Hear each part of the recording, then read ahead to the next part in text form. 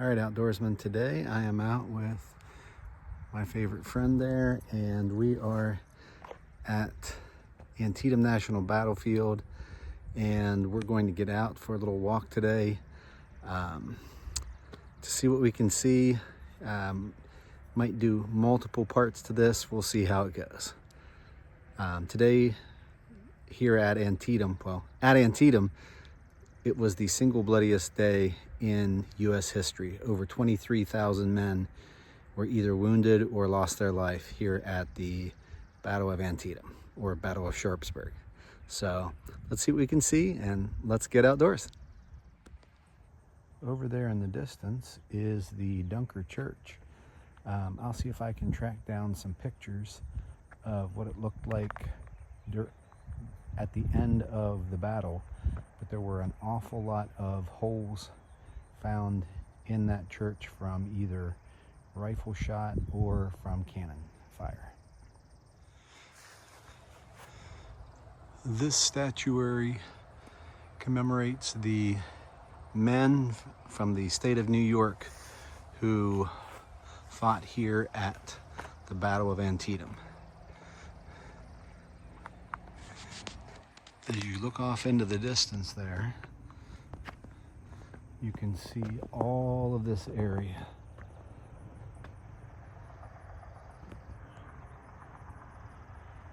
In that direction,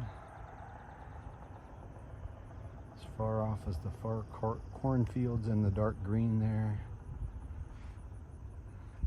Not quite into the town of Sharpsburg there, but all of this area is where the battle took place.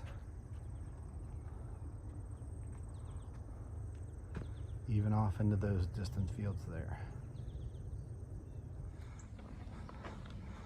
This cool structure here is to commemorate the 3rd Maryland Infantry, as well as numerous light artillery units here at the Battle of Antietam.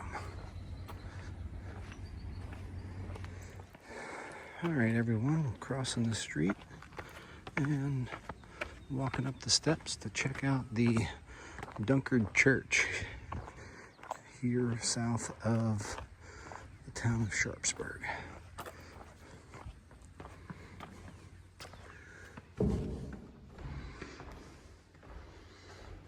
Definitely is rather stark, and that's what the Dunkards were known for. Just, you came in, you sat down, and people had quiet reflection with the Lord until someone was moved to stand up and preach.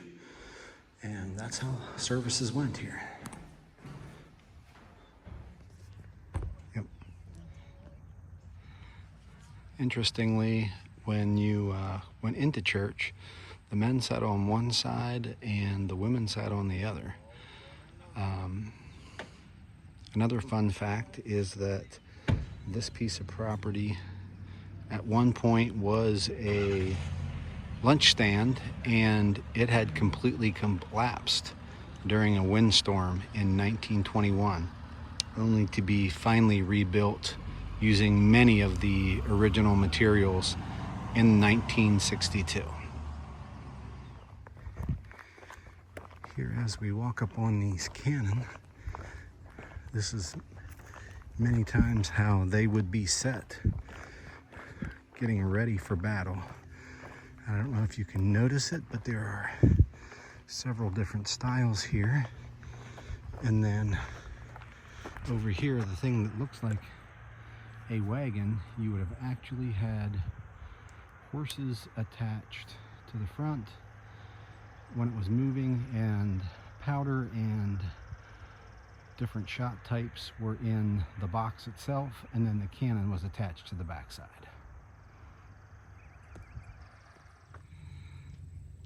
This area here is known as the cornfield, and it is where the Battle of Antietam started. The Confederates were here, and the Union forces were out on the other side of that cornfield, and multiple times back and forth, the two armies tried to gain control, fighting through that cornfield. There was also fighting that took place in those trees there, which is known as the East Woods over this direction, and also then over here in this area, it's known as the West Woods, and there was fighting there as well. Another fun fact about much of Antietam National Battlefield is that it is still used for agriculture today. This is not just for show. That is an active farm there, and the crops are planted and used by farmers today. All right, everyone, this is the Poffenberger farm, and it's where Joseph Hooker's men spent the evening prior to the battle starting. Hooker was essentially second in command behind McClellan. Interestingly, you can see there how they kept the barn, the drive-through corn crib there. They used stone to create a little bit of a piling to have the uprights sit on. And then you have the farm building, and then I would imagine that that is either a smokehouse or a little bit of a summer kitchen, so that in the summertime they could do their cooking there so that it kept the house from getting too warm. Beautifully restored and preserved piece of property here related to the Battle of Antietam. All right, outdoorsmen, here is the perspective from the front porch of the Poffenberger house, and well, from the Poffenberger farm. And it's interesting, probably all around here, this entire place would have been crawling with Union soldiers that were encamped for the night, getting ready to do battle with the Confederates the next morning. Gonna go check out the barn, and then we're gonna keep moving. The other interesting touch is that there was an old wives' tale that said that you always needed to use a light blue paint, which really doesn't match any of the other surrounding colors, to keep evil spirits from entering your home. So it's here, and interestingly enough, it's under the eaves of these doors as well as the upstairs ones. Very, very interesting. Here you can see the louvers on the windows for the underside of this barn.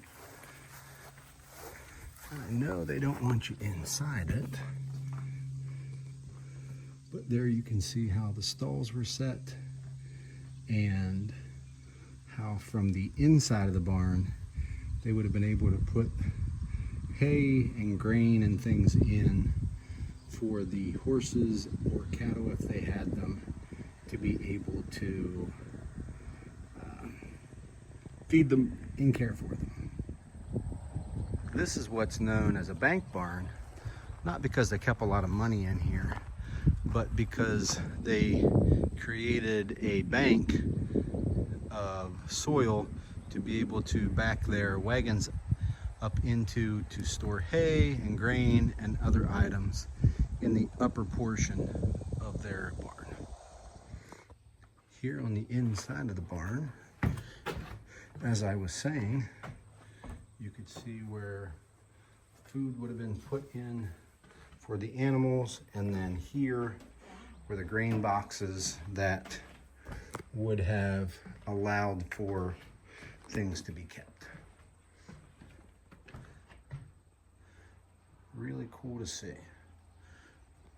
We're only on the one side. We're going to go ahead and stay out of the other side.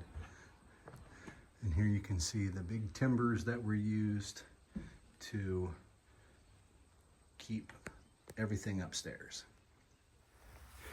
Here you can see just how difficult it was when you would get to these fences, that you would either need to take the time to move the boards out, or you would need to climb up and over while the other forces were shooting at you. It was a pretty significant impediment for whichever army came to. Unless you have an open spot, and then you just go around and you can run down on the other side. Here you can look out from the Poffenberger farm, and this is the North Woods across the street. Just on the other side of the North Woods was the cornfield, or is the cornfield. So the entire area was bounded by woods or forested area, and this is the northern edge, and then off in that direction was the east, and that direction was the south. Let's see if you can connect the dots. On the right side of the road, monuments were representing men from Texas, Georgia, and the far one is from Mississippi. And then in no particular order, on the left side, were from Maryland, Pennsylvania, New York, and then one more time. My phone keeps connecting to the truck's CarPlay. The obelisk is from Indiana. Interestingly, everything on this side was from the south. Everything on this side was from the north. Ironically, the right side of the street is to the south and the left side is to the north, and it was just how the battle lines were drawn for this particular battle. All right, outdoorsmen, wrapping up the little excursion to Antietam. Hope you enjoyed what we shared. It was cool to be out with my wife and to kind of go over the battlefield. I was there a long time ago as a kid, and it was really great. We will definitely be presenting a kind of afternoon version as well, the other sites there in and around Antietam National Battlefield. Hope you enjoyed it. Until next time, get outdoors.